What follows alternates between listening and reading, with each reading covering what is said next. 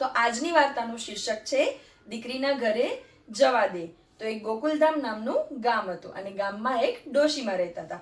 એ ડોશીમાને પોતાના દીકરીના ઘરે જવું હતું અને જે જવાનો રસ્તો હતો એ જતો હતો જંગલ તરફથી. એટલે પછી ડોશીમાને ના છૂટકે પણ જંગલનો રસ્તો લેવો પડ્યો અને જેવા ડોશીમા જંગલમાંથી જવા ગયા એટલામાં તો રસ્તામાં એને સિંહ મળ્યો. જંગલનો રાજા સિંહ. એટલે સિંહને જોઈને ડોશીમા તો એકદમ ડરી ગયા. ત્યાં તો સિંહે કીધું, ડોસી ડોસી તને ખાવ. એટલે ડોશીમાએ કીધું, જો તો ખરી સિંહ, મારી હાલત તો જો, હું તો કેવી દુબળી પતળી થઈ ગઈ છું. તને આમાં લાગે છે કઈ ખાવા જવું? મને ખાવાથી કઈ તારું પેટ ભરાશે? એક કામ કર, મને મારી દીકરીના ઘરે જવા દે અને તાજીમાજી થવા દે, પછી તું મને ખા. તો સિંહભાઈ તો કે, તું પાછી આજ રસ્તે આવીશ? એટલે ડોશી કે, હા, બીજો ક્યાં રસ્તો જ છે જવાનો. તો સિંહને લાગ્યું વાત તો સાચી છે. એટલે સિંહે કીધું, જા ડોશી, પછી તું આવીશ એટલે હું તને ખાઈશ. તો ડોશીમાં કે, ઠીક છે સિંહ બેટા. એમ કરીને ડોશી તો આગળ નીકળ્યા અને ત્યાં એને મળ્યો વાઘ. વાઘ કે, ડોશી ડોશી તને ખાવ. ત્યાં તો ડોશીમાએ વાઘભાઈને પણ કીધું, આમાં જોતો ખરી, મને ખાવા જેવું કઈ છે? હું કેટલી દુબળી પતળી છું, મને ખાવાથી કઈ તારું પેટ ભરાશે? તું તો આવડો મોટો શક્તિશાળી વાઘ છો. વાઘને પણ વિચાર આવ્યો. પછી ડોશીએ કીધું, જો વાઘ બેટા, મને મારી દીકરીના ઘરે જવા દે, તાજીમાજી થવા દે, પછી તું મને ખા. તો વાઘને પણ લાગ્યું વાત તો સાચી છે. પછી વાઘે પણ કીધું, પણ તું અહીંથી આવીશ એટલે પહેલા તને હું જ ખાઈશ. તો વાઘને પણ ડોશીમાએ કીધું, ઓકે બેટા. એમ કરીને ડોશીમા તો ત્યાંથી પણ નીકળી ગયા અને પછી રસ્તામાં મળ્યો દીપડો. દીપડાએ પણ કીધું, ડોશી ડોશી તને ખાવ. તો ડોશીમાએ એને પણ ચાલાકી કરીને શું કીધું, મને ખાવાથી તારું પેટ ભરાશે નહીં, દીકરીના ઘેર જવા દે, તાજીમાજી થવા દે, પછી તું મને ખા.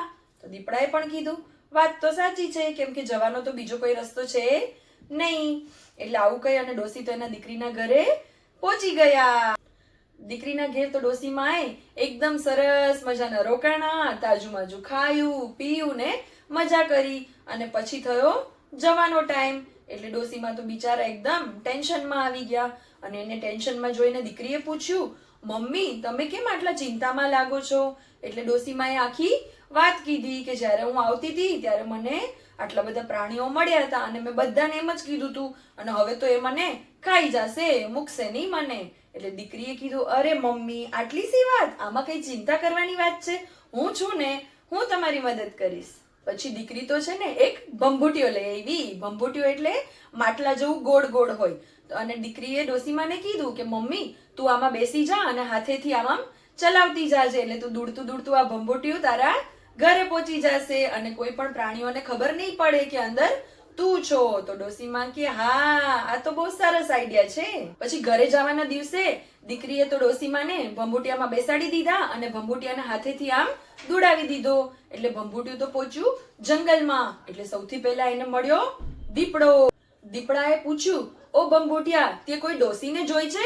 એટલે ડોશીમા ભંભૂટિયાની અંદરથી અવાજ બદલી અને હિન્દીમાં બોલ્યા, કિસકી ડોસી કિસકા કામ, ચલ ભંભૂટિયા અપને ગાંવ.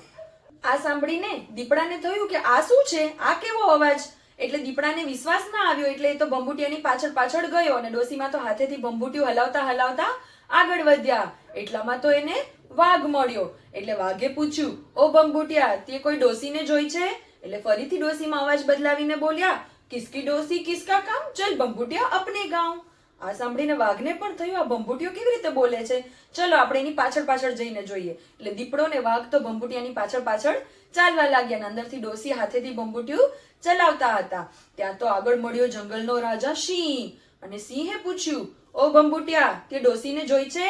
ત્યાં તો ડોશીમાં ફરીથી બોલ્યા, કિસકી ડોસી કિસકા કામ, ચલ ભંભૂટિયા અપને ગાંવ. આ સાંભળીને સિંહને પણ વિશ્વાસ ના આવ્યો કે કંઈક તો દાળમાં કાળું છે. એટલે સિંહ પણ ભંભૂટિયાની પાછળ પાછળ જવા લાગ્યો. ડોશીમા તો ભંભૂટિયું દોડાવતા દોડાવતા પોતાના ઘર આગળ પહોંચી ગયા. પણ ડોશીમાએ અંદરથી જોયું કે ભંભૂટિયાની બહાર તો સિંહ, વાઘ અને દીપડો ત્રણેય ઊભા હતા. હવે શું કરવું? એટલે ડોશીમાએ ચાલાકી કરી અને જરાક એવું ભંભૂટિયાનો દરવાજો ખોલી અને ત્યાં જંગલમાં જે રેતી પડી હતી ને એ રેતી હાથમાં લઈ અને હવામાં ફેંકી અને એ તો સિંહના, વાઘના, દીપડાના બધાના આંખમાં જતી રહી અને એ બધા તો આંખો આમ ખંજવાળતા રહી ગયા અને એટલી વારમાં તો ડોસીમાં તો ભંભૂટિયામાંથી નીકળી અને પોતાના ઘરે જઈને દરવાજો કરી દીધો બંધ. તો આવી રીતે ચાલાકીથી ડોસીમાં બચી ગયા.